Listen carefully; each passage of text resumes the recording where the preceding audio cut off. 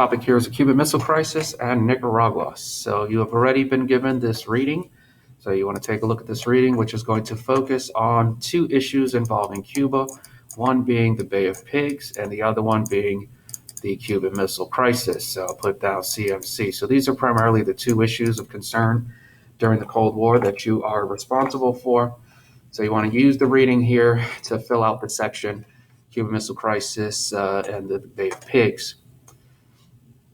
So when we take a look here at the Bay of Pigs, here's what the progression chart looks like. We'll come back to that in a minute. So far, where are we with regard to the Cold War?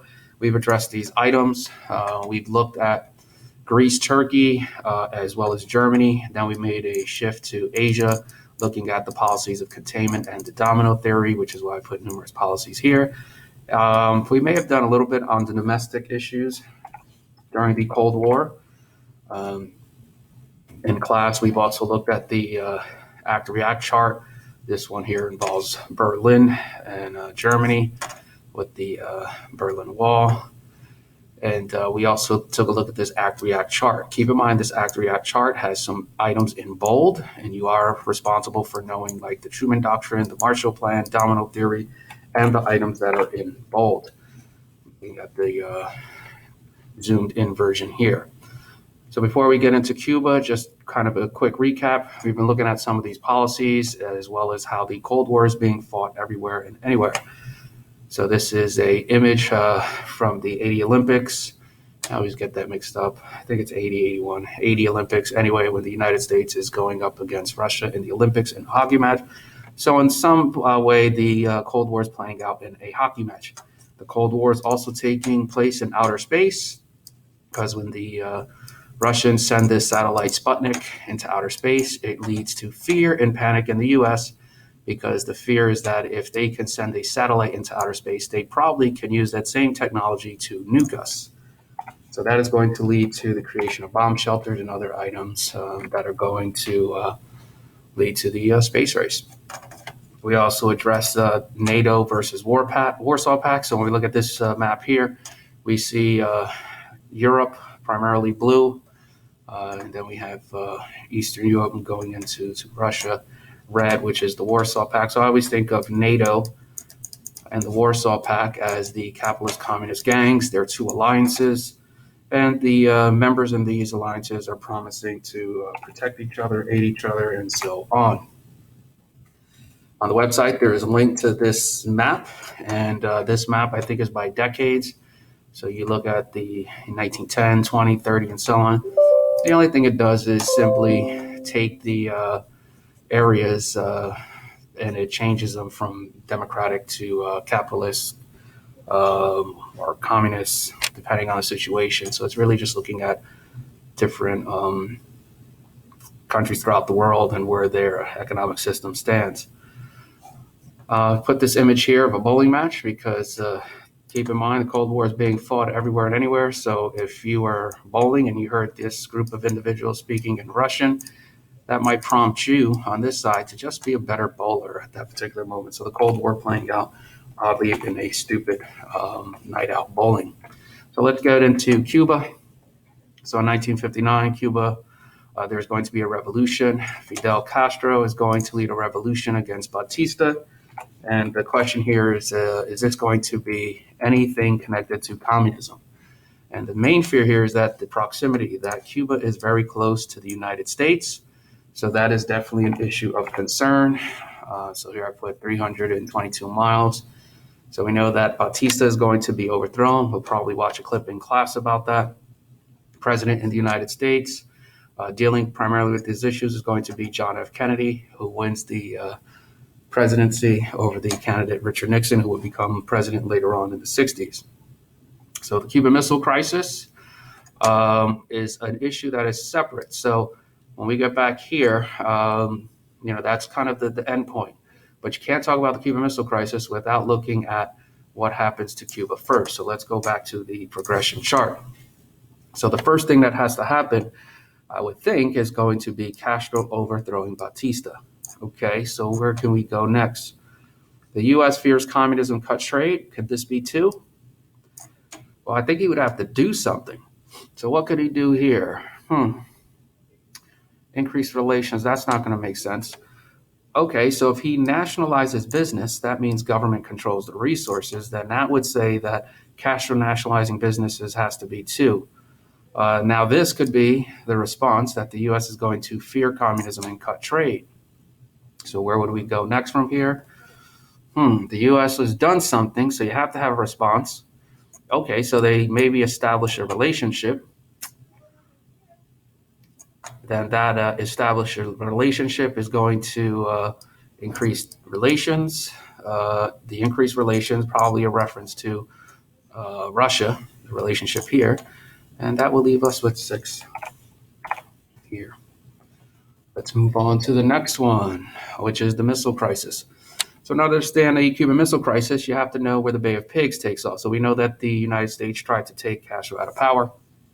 So, at this point, Fidel Castro has formed a pretty solid alliance with the Russian side. So, here we see Khrushchev, the leader of the Communist Party, making the decisions for the Soviet Union. And here we see Fidel Castro, this individual right here. So, the arrows kind of point. We also have to go back to the Greece-Turkey chart. So remember, the United States was in Greece and Turkey getting involved once the British had pulled out of the area. And part of the United States relationship with Turkey, in this case, maybe they're going to want something back. And so we come to find out that the United States has deployed weapons to Turkey. And so this is definitely going to be problematic because the missiles are pointing directly at Russia. Fast forward, tension with Cuba. Notice the year 1962. A U.S. spy satellite takes a photograph flying over Cuba and sends this image back to Washington. So what you're looking at here is an image of proposed, or what the U.S. believes to be missile sites, fuel trailers, and so on. And this is happening in Cuba. So the Americans are going to panic, and they're going to start building bomb shelters because, remember, Cuba is very close to the United States. And so Americans are aware that possibly Cuba is about to go nuclear. So they're building bomb shelters and getting ready to prepare for the worst. Questions you want to think about. Should Kennedy go to war with Russia or Cuba? So it's obvious that Cuba didn't get the missiles on their own. They get them from Russia. So who do you go to war with? Russia, Cuba, or both? Or does the U.S. do nothing? If the U.S. does nothing, then that means that nuclear weapons are going to be stationed in Cuba. And this could be the impact for those particular missiles. So that is going to be problematic. There's a little bit more to the story. As you notice here, there seem to be 2 approaching Soviet ships. So there are 2 ships that are en route to Cuba, and those ships pretty much have the rest of the items that are needed to make Cuba go completely nuclear. So what does the United States do in this situation? Do you just decide, well, we are going to blow up these ships because now you've just destroyed Russian property, increases the likelihood that you go to war with Russia, which eventually will lead to mutually assured destruction. What can you do in this situation? This is panic. The ships are getting closer. What do you do? Do you create a blockade and say, if your ships passed our blockade, we're going to knock them out? Is a blockade considered an act of war?